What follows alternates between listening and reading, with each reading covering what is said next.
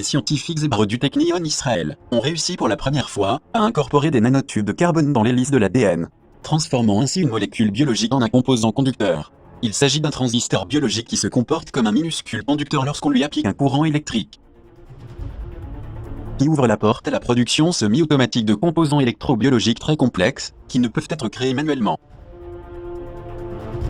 De plus, les nanotubes de carbone, en raison de leurs propriétés et de leurs dimensions minuscules, sont considérés comme des instruments idéaux pour miniaturiser davantage les circuits électroniques. Cependant, une étude internationale, coordonnée par le Wilson International Center à Washington, conclut que certains types de nanotubes peuvent causer une tumeur cancéreuse de la plèvre et du péritoine, jusqu'ici associée à l'inhalation de fibres d'amiante. Il a même été prouvé que des nanotubes de carbone provoquent des fibroses, des inflammations pulmonaires et des granulomes. D'autre part, il y a le dessin intelligent de la création qui est devenu un argument de plus en plus fort parmi les scientifiques en faveur de l'existence du pouvoir divin, qui utilise la connaissance scientifique comme un fait vécu, basé sur des preuves des origines de la vie.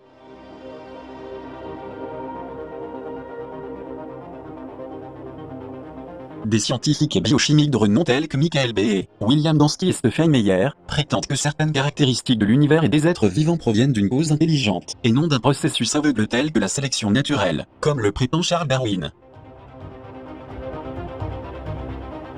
Le magazine Nature a même publié un article consacré à ENCODE, une carte qui révèle que l'ensemble du génome que nous portons est une jungle d'activités bruyantes, même dans les parties que nous pourrions considérer comme inutiles ou de pacotille. Il y a eu de nombreux entretiens avec les scientifiques qui ont participé à ENCODE, dans lesquels l'un d'eux a déclaré qu'en réalité nous n'avons pas une grande partie d'ADN redondant ou excédentaire, et que cette métaphore de l'ADN poubelle est inutile. Dans ses interviews, le scientifique Roderick Guigaud a également déclaré que nous avons vu qu'une partie du génome que nous considérions comme de l'ADN poubelle sans utilité est en fait très importante. Nous avons identifié dans ces séquences environ 4 millions de commutateurs de gènes, c'est-à-dire des régions régulatrices. De même, l'étude des complexes ultracellulaires de l'ADN est un sujet discuté comme argument vis-à-vis de la conception intelligente, qui prouve que l'information génétique de chaque être créé est un mélange original des bases azotées, qui rend chaque individu unique dans l'histoire du monde. On dit même que notre ADN a été conçu pour transmettre des instructions opérationnelles au corps, préparant ainsi la voie à une vibration consciente élevée, interconnectée à la glande pinéale, qui, avec la glande pituitaire, agit comme régulateur de tout le système endocrinien et des chakras, comme nous le verrons plus tard.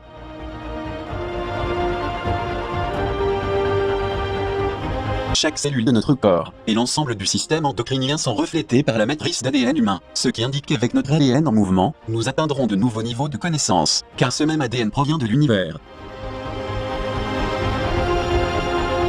C'est peut-être la raison pour laquelle le professeur Paul Davies a déclaré qu'une paire de vœux cosmiques aurait pu être laissée dans chaque cellule humaine, comme produit d'une intervention extraterrestre.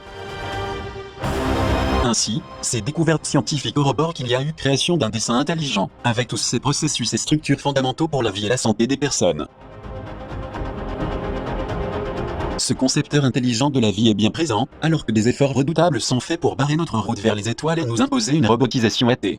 Comme cela se passe avec l'actuelle Chine communiste qui cherche à modifier l'ADN humain, une modification qui n'est pas du tout éthique ou morale, car en plus de créer des millions d'habitants incrédules et anti-religieux, il cherche aussi à mettre fin à tout ce qui a trait à la dévotion et à la foi.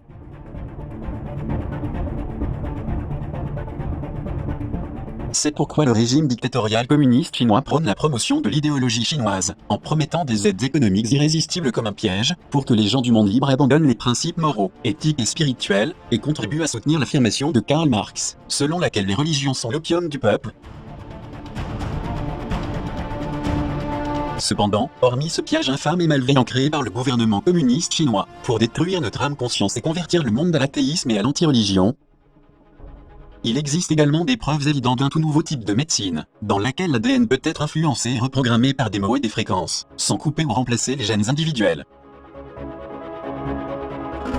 Ce sont des conclusions tirées par des linguistes russes, tels que le célèbre généticien Pejouter Gariaïev et le chercheur Konstantin Korotkov, qui indiquent clairement que notre ADN n'est pas seulement responsable de la construction de notre corps, mais sert également à stocker et à échanger des données cellulaires. Il est responsable du comportement énergétique vibratoire et du processus de communication, sans oublier la prière, la mentalisation et la méditation. Ils ont découvert que le code génétique, en particulier l'ADN poubelle apparemment inutile, suit les mêmes règles pour toutes les langues humaines. Ce même ADN, dont les alcalins font qu'il existe une grammaire régulière, dont des règles fixes montrent que les langues humaines n'apparaissent pas par hasard, mais sont un reflet inhérent de l'ADN.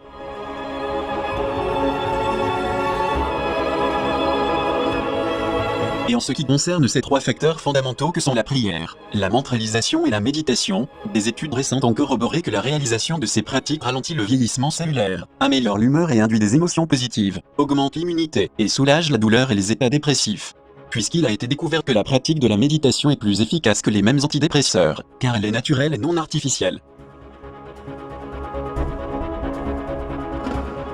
La méditation est très importante dans le travail de pacification, de réconciliation, d'harmonie et de stabilité, ainsi que pour l'élimination des égos qui font tant de dégâts dans nos vies et dans nos relations avec les gens. De même, cet état de méditation a la capacité de générer une altération positive dans nos gènes.